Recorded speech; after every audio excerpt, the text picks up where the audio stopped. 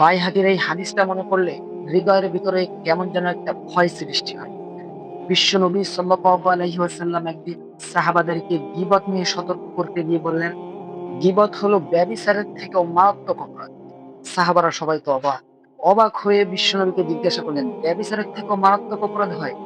বিশ্বনবী সাল্লাল্লাহু আলাইহি ওয়াসাল্লাম বললেন, হ্যাঁ, ব্যভিচারের থেকেও মারাত্মক অপরাধ। কেন এই গীবত ব্যভিচারের থেকেও মারাত্মক অপরাধ? বিশ্বনবী এটা ভেঙে বুঝিয়ে দিলেন। তিনি বললেন, কোন ব্যক্তি যদি ব্যভিচার করে, মহান রব চাইলে সেটা ক্ষমা করে দেন। কিন্তু কোন ব্যক্তি যদি গীবত করে, যতক্ষণ না যে ব্যক্তির নামে গীবত করছে ওই ব্যক্তি তাকে মাফ করে দেয়, ততক্ষণ আল্লাহ পাক রব্বুল আলামিন তাকে মাফ করেন না।